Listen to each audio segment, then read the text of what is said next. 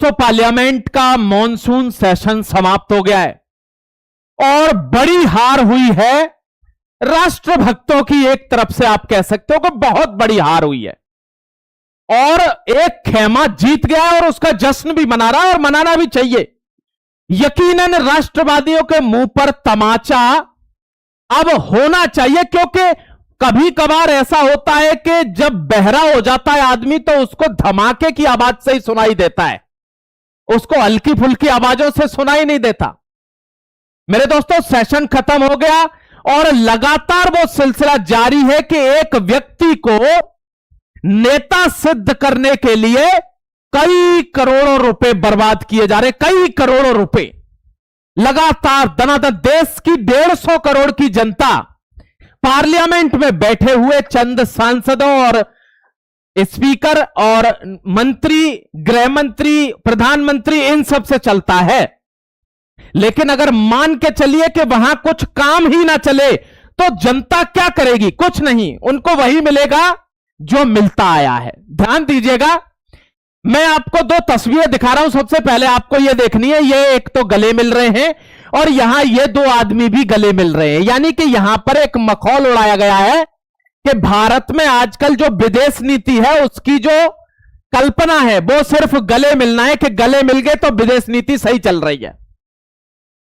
मैंने आपको कहा ना, एक नेता को जो कि नेता बनने के शायद अभी उस मुकाम पर नहीं है, उम्र भले ही 60 साल की होने वाली है, सीनियर सिटीजन की कैटेगरी में कुछ दिन बाद आ जाएंगे, लेकिन फिर भी ये देखिए, ये इंदिरा गांधी है, इसको तो मानते होंगे, यह इसको भी नहीं मानते।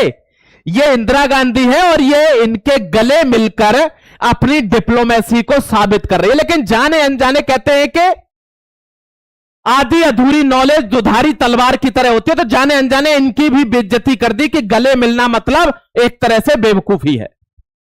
चलो यहां तक तो मामला ठीक है मेरे प्यारे भाई, लेकिन आज हर देशवासी को, हर देशभक्त को यह समझना होगा कि एक अल्लड़ बुद्धिहीन टाइप का एक नौजवान बना हुआ बुढ़ा, 56-60 साल की उम्र, और वो अपने आप को नेता साबित करने के लिए राजनीति की हर पराकाष्ठा को नीचे कर दे रहा है। यानी कि आज एक देश की प्रधानमंत्री का उल्लेख करके, उसको बीच में उसका नाम लेके, उसका जिक्र करके भारत के प्रधानमंत्री की छवि को धूमिल किया जा रहा है और हर आदमी इस पर ताली बजा रहा है। जनता चीख रही है क्योंकि समागम बहुत बड़ी पार्टी का है ना। लेकिन कोई बात नहीं, कहते हैं कि जो युवा राजनीति में सक्रिय नहीं होता और जो कहता है कि हमें नेतागिरी राजनीति से मतलब नहीं है, वो उस राष्ट्र को गड्ढे में ले जाता है, चाणक्य कहते हैं। और आज आप देख रहे होंगे कि क्या हो रहा है। आज इंटेलेक्चुअलों को भी पोल खोलूंगा, देखिएगा एक बार। ये व्यक्ति है, कहते हैं कि ये पार्लियामेंट में आ तो रहे कैंटीन में, लेकिन ये अंदर नहीं आ रहे हाउस में, ये इनसे बात करना चाहते हैं। इनका ये कहना है कि ये मेरे से नजर नहीं मिला सकता, अगर हिम्मत है तो पार्लियामेंट में आके बैठ। तो इन्होंने कहा कि आप 2 बजे तक लेटर दे दीजिए, मैं हर चीज का जवाब दूंगा 3 बजे। फिर एकदम से आवाज आती है कि मुझे तो आपकी बात ही नहीं सुननी। अब आप बताइए कि ये आदमी मानसिक रूप से बीमार है, पागल है, या बहरूपिया बनने का नाटक कर रहा है? और इसका भी सबूत आगे है कि ये क्या कर रहा है। देखिए, आपको बता देता हूं, जो राष्ट्रभक्त होता है उसके खुशी होती है देश में कुछ भी अच्छा होता है, लेकिन जो देशद्रोही की भावना रखता है, जिसके खून में मिलावट है, उसको दिक्कत होने लगती है। और अभी भी अगर बेसिक सेंस नहीं है भारत के सिटीजन्स में और वो इस चीज को नहीं पहचान पा रहे, ध्यान रखना, एक चीज क्लेरिफाई कर देता हूं, क्योंकि इस वीडियो को यूनाइटेड स्टेट्स में भी लोग देखते हैं, यही वीडियो यूएई, कतर, फिलीपींस और इंडोनेशिया में भी देखा जा रहा है। भारतवर्ष का हर नौजवान इस वीडियो को देखता है, हमारा राष्ट्र सम्मानित बुजुर्ग भी इस वीडियो को देखता है। सबको बता देता हूं, किसी पार्टी का सपोर्ट करना देश का सपोर्ट नहीं है, लेकिन जो देश को सपोर्ट कर रहा है उसको सपोर्ट करना किसी पार्टी का सपोर्ट नहीं करना होता। बिल्कुल डरिएगा मत, खुल के रहिएगा। और मैं यहां पर दिखाऊंगा आपको सबूत कि हम किसको सपोर्ट कर रहे हैं। अंतर एकदम साफ है प्यारे जाबाज, एकदम साफ। देखिए, पहली बार भारत के इतिहास में पहली बार ऐसा हो रहा है कि लाल किले की प्राचीर से, जहां से प्रधानमंत्री भाषण देते आए हैं 1947 से, आज पहली बार वहां वंदे मातरम का गायन होगा और पूरे के पूरे 6 स्टेंजा का गायन, जिसमें भारत की आधी आबादी जो माइनॉरिटी बनकर ढोंग रच रही है, वो आधी आबादी कहती है कि वंदे मातरम नहीं गाऊंगा, लेकिन खाऊंगा इसी देश में करूंगा भी, और थाली में भी छेद इसी देश में करूंगा, और सीधी टिप्पणी करता हूं और फोटो दिखाऊंगा उसका, जो सुअर है सबसे बड़ा। देखिए यहां पर, for the first time this year Vande Mataram will be played at the red fort during the independence day. Correct है। अब आपको बता, मिर्ची इस बात की है। दूसरी मिर्ची, यहां अरुणाचल में बार बार क्लेम हो रहा है कि चीन घुस गया, चीन घुस गया। अरुणाचल के मुख्यमंत्री ने, भारत की सेना ने, भारत की सरकार ने नकार दिया कि कोई आदमी सिंगल कदम आगे नहीं बढ़ा है, बॉर्डर पर है। और बॉर्डर पर हमारी क्या तैयारी है वो भी इसी में दिखा दूंगा, टेंशन मत लेना। यह भी एक मिर्ची है कि पाकिस्तान की तो औकात रही नहीं है, लेकिन चीन भी कुछ नहीं बिगाड़ पा रहा। एक दिक्कत और बता देता हूं, इसके साथ साथ ऐतिहासिक मूवमेंट के साथ साथ भारत नक्सल फ्री हो गया है। इन लोगों ने हथियार जमा किए, भारत नक्सल फ्री। और ये बच्ची, जब इस बच्ची को सजने सवरने रैंप वॉक के लिए कहा गया तो ये रो गई। कहा अपने जीवन में इतनी उम्र में पहली बार मैं स्त्री होने का अनुभव कर रही हूं, क्योंकि बचपन में 7 साल की को मुझको उठा ले गए थे, मेरे हाथ में हथियार दे दिए थे, और तब से मैं इसी जंगलों में घूम रही हूं। आज तक कभी नेल पॉलिश लगाने का मौका नहीं मिला। ये वो भारत है, और इस चेंज को देखकर देशद्रोहियों के पैरों के नीचे से जमीन निकलेगी। अभी तो कश्मीर का जिक्र भी नहीं किया मैंने। कश्मीर की सुन लोगे, जहां पर फारूक अब्दुल्ला के पिता शेख अब्दुल्ला, और फारूक अब्दुल्ला वो कहते थे कि कोई माई का लाल पैदा है तो लाल चौक पर फिर अपना 3 कलर का झंडा लगा के दिखा दे, मैं मान जाऊंगा। ये वही महबूबा मुफ्ती थी जो जम्मू कश्मीर में कहती थी कि इसके झंडे के लिए, जो ये तिरंगा झंडा लेके चलते हो ना, इसके जनाजे के लिए आदमी नहीं मिलेंगे। ये वही लोग हैं, और भारत इनको झेल रहा है और कश्मीर में इनको रख भी रहा है। आप देखना, आपको सबूत दिखाऊंगा एक एक। ये देखिए, ये व्यक्ति कहता है कि अगर ताकत है तो यहां आ जाइए पार्लियामेंट में, और पार्लियामेंट में बहस करिए मेरे से आके, अमित शाह वर्सेस राहुल गांधी लोकसभा। उसके बाद ये आते हैं, कहते हैं 3 बजे आ जाऊंगा और सबके सवालों का जवाब दूंगा, और 3:03 पर तो खत्म हो गया सदन, क्योंकि विपक्ष ने हंगामा कर दिया, नारे लगाते हुए हमें चाहिए आजादी और फलाना ढिमाका और न जाने किसके नारे लगाते हुए सब लोगों ने बॉयकॉट कर दिया सदन का। सदन एडजन असाइंड आई हो गया। यानी कि उनका मंसूबा क्लियर था कि अगर सीजेपी प्रोटेस्ट में कोई बहुत बड़ी वारदात नहीं होती, सरकार का तख्ता पलट नहीं होता है, तो मॉनसून सेशन में एक भी बिल पारित नहीं होना चाहिए। और यह कमी कहीं ना कहीं सरकार की भी है कि जो सरकार अगर प्रोटेस्टों के दम पर झुक जाती है तो समझ लीजिए फिर उसमें वो लोकतंत्र जन्म ले लेता है कि हर आदमी रोड पर बैठेगा कि सरकार तो ऐसे ही मानती है। इसीलिए लोग कहते हैं आप योगी आदित्यनाथ साहब के बारे में कभी भी हिचकिचाते नहीं हो बोलने से। इसीलिए नहीं हिचकिचाता कि एक आदमी के सर पर चुनाव है और वो कहता है कि कुर्सी कल जाए तो आज जाए, और एक आदमी जो कहता है कि अगर आपको शासन दिया गया है तो चलाना आना चाहिए, अगर आपके पास पावर है तो उसको होल्ड करने की क्षमता आप में होनी चाहिए। आपके पास पावर भी है और आपको सबको लुलु लुलु करके पुचकारना भी है। ऐसे शासन नहीं चलते, ध्यान रखना प्यारे भाई। और इसीलिए प्रखर शासन चलाने के लिए आप में आत्ममद्दा भी होना चाहिए। जब ये आ जाते हैं किसमें, देखिए संसद में आ जाते हैं तो ये लोग भाग खड़े होते हैं। पहले कहते हैं आ जाइए, ये आते हैं और ये कहते हैं हमें आपको सुनना ही नहीं है, बात खत्म हो गई, संसद खत्म हो गई। इस बात पर एक मंत्री कहता है कि अगर आप विश्वविद्यालय को हिंदी में लिख दें महोदय तो मैं आपको पप्पू कहना बंद कर दूंगा। ये मंत्री कह रहा है कोई कि अगर आप विश्वविद्यालय को हिंदी में लिख दें तो मैं आपको पप्पू कहना बंद कर दूंगा। मेरे प्यारे भाई देख रहे हो आप, इसका मतलब ये तो सिंपल सा चैलेंज है, ये तो किया जा सकता है, लेकिन करेगा तो वो जिसको ये आता होगा। आधे लोग भारत में जो पाकिस्तानी हिंदू बनकर रह रहे हैं यहां पर, वे भी ये चीज नहीं कर सकते। वे युधिष्ठिर नहीं लिख सकते हिंदी में, वे हिंदी में सहिष्णुता नहीं लिख सकते, वे हिंदी में विश्वविद्यालय नहीं लिख सकते, वे पीएचडी की हिंदी नहीं बता सकते। चैलेंज करता हूं, बातें बड़ी करना बहुत आसान होता है प्यारे भाई, लेकिन जबरदस्ती पैसे के दम पर नेता बनना है तो कोई भी बन जाएगा यार। वो तो देखिए ना यहां पर, ये आदमी यहां देखिए, ये 56 ईयर्स का है, यानी 2-4 साल बाद कर ये सीनियर सिटीजन हो जाएगा। जैन जी से संवाद करने के लिए एक आदमी है जो 75 साल के ऊपर है, प्रधानमंत्री है देश का, वो जैन जी से संवाद कर रहे हैं इंस्टाग्राम पर आकर, तो पहले उनका मजाक बनाया जाता है और फिर जैन जी से संवाद करने के लिए आप खुद आकर जैन जी जैसी भाषा का इस्तेमाल कर रहे हैं। गले मिलकर कह रहे मेलोनी के गले मिला क्या? मेलोनी समझ के तो गले नहीं मिला। ये राजनीति, ये देखिए इस आदमी को प्रधानमंत्री बनाना चाहते हैं लोग। आप मेंटल लेवल देखिए।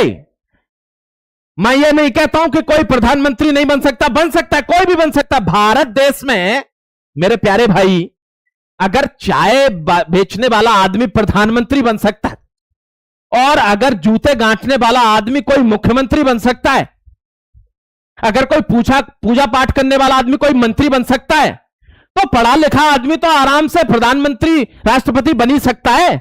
लेकिन अब आप देखिए कि इस पढ़ाई लिखाई का स्तर क्या है, यह तो आप ही देखेंगे। एक बूढ़े को अगर आप जबरदस्ती, कहते हैं आदमी को सिखाया जा सकता है, उसकी बुद्धि में बुद्धि नहीं डाली जा सकती। अंतर साफ है प्यारे भाई। मैंने आपको कहा ना, किसी पार्टी को आप अंधे होकर सपोर्ट करिए, यह आपका अंधविश्वास है। लेकिन जो व्यक्ति देश को सपोर्ट कर रहा हो, आप उसको अगर सपोर्ट करते हैं तो यह आपका गर्व का विषय है और इस पर अड़े रहिए। आपको बिल्कुल टेंशन लेने की जरूरत नहीं है। और जो देश के विरुद्ध है, टाल ठोक कर उसका क्या करिए, विरोध करिए, उसका बहिष्कार करिए, यह आपका अधिकार है भारत के अंदर। देखिए, यह वही कश्मीर है जो इनके राज्य में था, शेख अब्दुल्ला के राज्य में, फारूक अब्दुल्ला के राज्य में, उमर अब्दुल्ला के राज्य में। ये इनके शासनकाल की तस्वीर दिखा रहा हूं आपको। और ये तस्वीरें जब की हैं, जब आपको पता होगा सरला भाट और टिक्कू, इनका जीवन खराब हो गया था, इनको भगाया गया। 36 साल बाद सरला भाट को आज न्याय मिलता है, उसको चौराहे पर मारा गया था। 1990 में कश्मीरी हिंदू कौन कर, ये सबसे पहले तो ये शब्द हटना चाहिए कि कश्मीरी पंडित, कश्मीरी, वो कश्मीरी पंडित क्यों है? वे कश्मीरी सनातनी हैं, वे कश्मीरी हिंदू हैं। कश्मीरी पंडित करके उनको जाति में बांटकर उनको अलग थलग मत करिए। यहां देखिए, यह आज का भारत है। अब हम अगर इस भारत को सपोर्ट कर दे, अगर कोई आदमी इस भारत को सपोर्ट करे कि जिस जम्मू कश्मीर में वहां का मुख्यमंत्री पद का कैंडिडेट और स्वयं मुख्यमंत्री ये कहे कि तिरंगा लगा दो लाल चौक पर, मान जाएंगे। वहां अगर हर गली में, हर घर में, हर चौराहे पर अगर तिरंगा फहरा रहा हो, क्या उसको हम सपोर्ट ना करें? लिखिए कमेंट में, क्या हम गलत कर रहे हैं? क्या अपनी मातृभूमि के लिए सपोर्ट ना करें? क्या यहां सपोर्ट करें कि केरल में आज भी पाकिस्तान के झंडे लहरा रहे हैं, वहां की पुलिस ये नहीं कहती है कि ये झंडा यहां क्यों है? उनको सपोर्ट कर दें। अंतर एकदम साफ है, इसमें कुछ एफ एंड बट का केस ही नहीं है। देखिए, आज कश्मीर के अंदर शांति हुई, रोजगार मिला, डेवलपमेंट हुआ, इंफ्रास्ट्रक्चर बिल्डिंग हुई, इंक्लूसिव ग्रोथ हुई, और उसके बाद कश्मीर में धमकी दी जाती, किसकी तरफ से? अल कायदा, इंडियन सब कॉन्टिनेंट की तरफ से, इनकी सब विंग की तरफ से, कि जितने भी कश्मीरी हैं जो हिंदू हैं, अगर वे इधर उधर भी चले जाएंगे जम्मू वगैरह में, तो उनके बाहर जाकर उनका पीछा करेंगे, उनको मारेंगे। और सबसे बड़ी बात आपको बताता हूं, ध्यान है, वो रेलेब गलेब सलेब पिक्चर देखी थी, कश्मीर फाइल, वही वाला मंजर दोहराने की बात कही है। 6 लोगों के नाम दिए हैं लिस्ट में, और नाम के साथ उनके फोन नंबर दिए, और कहा है कि वो ये समझते हैं कि हमको उनके ठिकाने नहीं पता, घर नहीं पता, वो कहां जाते हैं, कहां रहते हैं, तो वे गलतफहमी में हैं, हम उनको कभी भी मार सकते हैं। ये धमकी आई है, हाई अलर्ट है जम्मू कश्मीर के अंदर। जितने भी सरकारी कर्मचारी थे जो कश्मीरी सनातनी हैं, उन सबको छुट्टी दिया गया है, और आतंकवादियों ने कहा है कि वर्क फ्रॉम होम करके बचोगे नहीं, ये धमकी है। 18 से 20 आतंकियों के पोस्टर लगे हुए हैं जम्मू कश्मीर में, सर्च ऑपरेशन चला हुआ है। आप सोचते हो भारत को खतरा नहीं है? भारत के बाहर के खतरे को हम झेल जाएंगे, लेकिन घर में आस्तीन के सांपों को ढूंढना यह बहुत चैलेंजिंग है। कैसे? देखिए ना, ये देखिए, ये सरकार जाने के बाद ही उमर खालिद छूटेगा, शर्जील इमाम छूटेगा, क्योंकि वे जानते हैं कि हमारे पनाह देने वाले सरगने बैठे हुए हैं दूसरे पार्टी में। जैसे ही ये सत्ता गिरेगी, सरकार गिरेगी, हमारे जितने भी सपोले जो मर चुके हैं वे सब फन उठाकर तैयार हो जाएंगे और डस जाएंगे भारत की संस्कृति को और बना देंगे इसको जो चाहते थे बनाना। ये हकीकत बात है मेरे प्यारे भाई, देख लीजिए ये क्यों नहीं छूट रहा है, क्योंकि जो भारत देश को तोड़ने का मंसूबा रखता है उसको छोड़ा जाएगा क्या? जो अफजल गुरु जिसने पार्लियामेंट पर अटैक कराया उसके लिए छाती फाड़ फाड़ के टीवी पर चिल्ला रहा है कि इसको छोड़ो, उसने माफी मांग लिया, क्या हो गया अटैक कर दिया तो? उसको छुड़वाने के लिए लोग भारत में बैठे हैं। आप देखिए भारत में कौन बैठा है, ये देखिए आज गाली देना कब से क्राइम हो गया, मुझे गाली दी जा रही है। रणवीर शौरी करके एक एक्टर है, बहुत अच्छी बात कही, सल्यूट करता हूं उस जाबाज को। उसने कही आज ये जो गाली दे रहे हैं लोग और आप कह रहे हैं कि गाली देना कौन सा क्राइम है, तो कल को ध्यान रखना ये जो गालियां जिन्होंने बनाई हैं वो अभी कुछ बोल नहीं रहे हैं और तुम उन्हीं के खिलाफ लड़ रहे हो कि गाली कौन सा क्राइम है। तो फिर वो जब गाली देने पे आएंगे फिर रोना मत, फिर ये मत कहना नीचे वाला सेंटेंस कि मुझे गाली दी जा रही है। ये भी तो सही बात है, अल्टीमेट बात है कि अगर आप ऊपर थूकोगे तो मुंह पे गिरेगा, उसको झेलने का क्षमता भी रखना। फिर ये देखिए कश्मीर में कह रहे हैं कि अगर आप बाहर भी चले गए तो भी आपको निशाना बनाया जाएगा, ये धमकी आ रही है। ये देखिए लाल किले पर जो हमला हुआ था क्लैरिफाई हो गया है, वो अलकायदा इंडियन सबकॉन्टिनेंट के एक विंग ने कराया है, समझ गए? अरे मेरे प्यारे भाई भारत में बहुत कुछ फंसा। देखिए क्या कह रहा है ये, इनको हम पागल कर देंगे। भाई कर देंगे, सच्चाई बात है ये झूठ नहीं है। देखिए कैसे कर देंगे पागल, ये देखिए अलकायदा यहां बैठा है, ये देखिए इसका नाम है मनीष शर्मा उर्फ मोइन खान। इस पर 40,000, 400 नहीं 40,000 लड़कियों का डेटा है कि इनको किसमें फंसाना है, लव जिहाद में फंसाना है। आप क्या समझते हो जो केरला स्टोरी चल रही है जिसको जर्मन शेफर्ड बैठ के वहां पर जस्टिफाई कर देता है, वो सब फेक नरेटिव है क्या? वो इस भारत की संस्कृति को खाने वाले वो सपोले हैं कि जिनको लोग अभी पहचान नहीं पा रहे। ये बंदा, ये कन्वर्जन का रैकेट ऐसे ही थोड़ी चल रहा है मेरे प्यारे भाई। ये जो पैसा आ रहा है, देखिए अभी पैसे का खेल खोलूंगा आपको। एफसीआरए क्यों, देखिए ये जेपीसी में चला गया एफसीआरए का बिल, ये हार है। हां लोग समझ रहे होंगे कोई नहीं जेपीसी से लौटेगा, हां लौटेगा, पास भी हो जाएगा, हम कब मना कर रहे हैं। लेकिन इस मॉनसून सेशन में delimitation bill, women empowerment bill, FCRA bill, जो महत्वपूर्ण बिल थे वे सारे रह गए, धरे रह गए, खत्म। ये हार है क्योंकि देश की जनता इसी का तो इंतजार करती है। ये देखिए पाकिस्तान का आईएसआई का एजेंट पकड़ा जाता है पश्चिम बंगाल में और लोग कहते हैं कि घुसपैठियों के नाम पर आप भगा क्यों रहे लोगों को। प्रकाश राज वीडियो बनाता है कि मेरा नाम काट दिया, देखिए क्या चल रहा है देश के अंदर। और तुरंत बगल में खबर आती है कि ये 2 वोटर कार्ड आए, दो वोटर आईडी कार्ड लेके बैठा है, इसको अनअवेलेबल वारंट इश्यू किया है कोर्ट ने। इन भेड़ियों को पहचानिए, मैं फिर आपको बता रहा हूं, हर आदमी इतना प्रखर होकर नहीं बोलेगा। देखिए आजम खान ये वही दुर्दांत है जिसने हजारों मासूमों को, और सिर्फ हिंदुओं को नहीं मुस्लिमों को भी, इसने मजलूमों को कुचल कर रख दिया अपनी जूती के नीचे।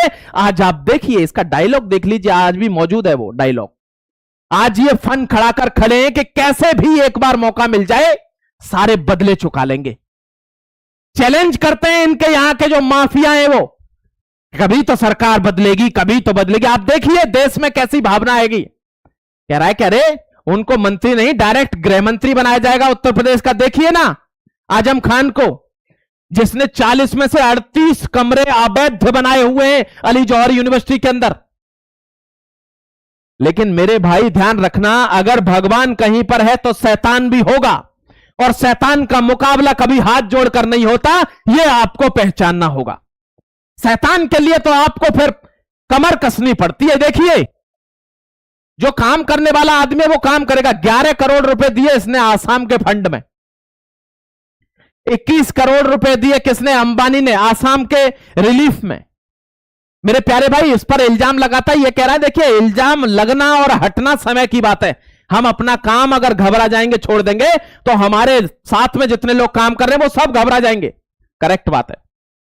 अगर आज को प्रधानमंत्री, मुख्यमंत्री, गृह मंत्री कोई घबरा जाता है तो नीचे वाले सब घबरा जाएंगे। इसलिए वहां पर साहस मेंटेन करके रखना होता है। मेरे बात ध्यान रखना मेरे प्यारे भाई, ये जितने भी दलाल यहां खड़े हैं ये सब बेरोजगार हैं, सब बेरोजगार हैं और ये विदेशी फंडिंग पर जिंदा हैं। एक एक 1.5 लाख का किराया है इनके घरों का रहने का, बताइए कहां से आ रहा है। शायद शीश महल बनवाने का पैसा बहुत ज्यादा था तो वहां से जो बचा होगा वो आ रहा होगा। लेकिन ध्यान रखना, भगवान के घर देर है अंधेर नहीं है, खुलेगा इनका भी खेल। अब इन पर जांच बैठेगी। अब ये क्या कह रहे हैं, ये एक ड्रामा कंपनी है, तो ड्रामा कंपनी में जैसे आपने देखा होगा मूवी का पहला पार्ट आ गया, फिर सेकंड पार्ट आएगा। तो ये कह रहे हैं जंतर मंतर 2 पार्ट 2 ये लॉन्च होने वाला है, ये लॉन्च करेंगे। कल को ये दिल्ली के एक पार्क में इकट्ठे हुए थे, वहां से जनता ने इनको भगा दिया है कि अब तुम, एक चीज रह गई कि अब तुम पिटोगे, अब बाकी सब काम तो हो गए, अब तुम पिटना रह गया तो पिटो, उससे पहले तुम यहां से चले जाओ। ये जनता का पार्क है, यहां पे भीड़ मत लगा, ये जंतर मंतर नहीं है। प्यारे भाई अब जनता तो जागरूक होगी ना धीरे धीरे। अब मैं आपको वो भेड़ियों की शक्लें दिखा रहा हूं कि जो खाते तो इस देश का है लेकिन बोलते कहां का है, गाते कहां का है, गाते हैं पाकिस्तान का। ये देख लीजिए ये शकल, याद रखना इस शकल को। ये रहते भारत में है लेकिन घुन है, ये भारत में घुन है, दीमक। ये एक साथ नहीं खाती है, धीरे धीरे धीरे धीरे खोखला करती है, जब मौका मिलता है तब खोखला करती है। आज यहां पर 500 से ज्यादा बच्चों पर एफआईआर हुई है। झारखंड में 600 इनोसेंट स्टूडेंट, ना देश विदेशी नारा लगा, ना किसी मंत्री, गृह मंत्री, प्रधानमंत्री को गाली दी, मुख्यमंत्री को गाली दी, ना किसी का इस्तीफा मांगा, केवल सीबीआई की जांच मांगी और पेपर कैंसिल मांगा। और देखिए 500 से ज्यादा लोगों पर एफआईआर, और सुअर कोई नहीं बोला, एक नहीं बोला इनमें से एक। ये देख लीजिए, इनकी शकलों को पहचान लीजिए, इन्हीं की पिक्चरों को, इसको तो खुराक मिलनी चाहिए। इनकी पिक्चरों को देख देख के लोग इनको पैसा वाला बना चुके हैं, और ये हैं रोड पे भीख मांगने लायक भी नहीं। देख लीजिए इनमें से किसी की, अब इनको किसी को बुरा नहीं लग रहा, उन स्टूडेंटों के यहां बुरा लग रहा था। क्यों? यहां इनके टाइप के लोग थे ना, गुंडे, मवाली, आतंकी, माफिया, जो इनको फंडिंग करते हैं वो लोग थे, वो अच्छे लग रहे थे। अब देखिए पाकिस्तान जैसा टुच्चा दल्ला मुल्क हमको धमकी दे रहा है। अभी की खबर है तुरंत की, पिछले साल युद्ध में हार के बाद, देखिए मुझे तो हंसी आती है इस दलाल मुल्क पर कि अब तो सच बोल दे। देखिए ना क्या कह रहा है, पिछले साल युद्ध में हार के बाद, भारत को हार के बाद कह रहा है भारत ने सिंधु जल संधि को एक तरफा गैर कानूनी तरीके से निलंबित करके खुद को शांति का दुश्मन बता दिया था। अब मैं साफ शब्दों में कहना चाहता हूं कि पाकिस्तान की पानी की हर बूंद पर हमारी रेड लाइन है। अगर भारत को अकल नहीं आई तो उसे सीधे जवाब दिया जाएगा। आजा आजा आजा आजा फटाफट आजा, तैयार बैठे हैं, यही तो देख रहे हैं। क्योंकि पता है ये क्यों कह रहा है, क्योंकि कहेगा हमने पानी के ऊपर युद्ध किया था, हमको देखो कितना मारा है। क्योंकि जनता का मूड बदलना है इनको पाकिस्तान की का। पाकिस्तान की जनता जानती है वहां डिक्टेटरशिप हो गई है, कोई लोकतंत्र नहीं है, खाने के लिए रोटी नहीं है, पीने के लिए पानी नहीं है। अब उसको कैसे घुमाया जाए भारत के खिलाफ, तो ये करेगा ये। समझ गए नैरेटिव? और भारत में बैठे हुए पाकिस्तानी इसको सपोर्ट करेंगे कि कर दे, लेकिन दोनों पिटेंगे, इस बात का भी अंदाजा रखना। क्योंकि जाबाज बॉर्डर पर खड़े हुए और भारत में राष्ट्रवादी बैठा हुआ है, दोनों पिटेंगे, अंदर भी और बाहर भी। इसको एक चेतावनी देता हूं कि अपने नाजायज बाप से जाके पूछ ले, उसकी एक नहीं चल रही भारत के आगे, तो तेरी तो औकात क्या है। उसने यहां पूरे घोड़े खोल लिए, यहां पर हमारा हाईवे बन रहा है और लाइफ टाइम के लिए चौक है। क्योंकि देखिए डोवाल साहब की सीधी वार्निंग है, यह सेंटेंस में शुरू में बोल सकता था लेकिन यहां बोलूंगा, रेलेवेंट है। उन्होंने कहा था कि अगर एक और मुंबई ब्लास्ट कराना है पाकिस्तान को तो एक और बलूचिस्तान अलग होगा। अब चाइना को सीधा संदेश दिया, जियोपॉलिटिक्स है ये, डॉट है, कनेक्ट करिए। चाइना को हमने कुछ बोला नहीं, लेकिन उसको संदेश दे दिया कि अरुणाचल तो भारत का है ही, लेकिन अगर चाइना ज्यादा 3-5 करता है तो तिब्बत आजाद हो जाएगा। समझ गए? अगर बात को कनेक्ट कर पा रहे हो तो बता देना प्यारे भाई मेरे। देखिए, मां की याद करके हर बच्चा रोता है, भले ही कोई कितना भी बड़ा हो जाए, मां तो मां ही रहती है। बच्चा हमेशा मां के लिए बच्चा ही रहता है। उन्होंने कहा मां का आशीर्वाद मेरे जीवन में हमेशा रहा है और आज भी मां की कमी खलती है। माता के लिए तो श्री राम भगवान का स्नेह भी अलग था। कहते माता पिता गुरु प्रभु की वाणी, विनय विचार करिए शुभ जानी। तो माता पिता का हो सकता है वो हमारे लिए कुछ करें, वो गलत हो जाए, लेकिन उनका इंटेंशन, उनका जो पीछे से उद्देश्य है वो हमारे प्रति कभी गलत नहीं होता। यही मां बाप होते, यही मां बाप की निशानी है। ध्यान रखना, भारत ने मून के लिए इनविटेशन एक्सेप्ट कर लिया है। डोवाल साहब से बात हो गई है सर्जियो गौर की, यानी कि हम 2047 तक का विजन लेके चल रहे हैं कि हमको डेवलप्ड होना है, हमको इन छोटी मोटी चीजों में उलझना नहीं है।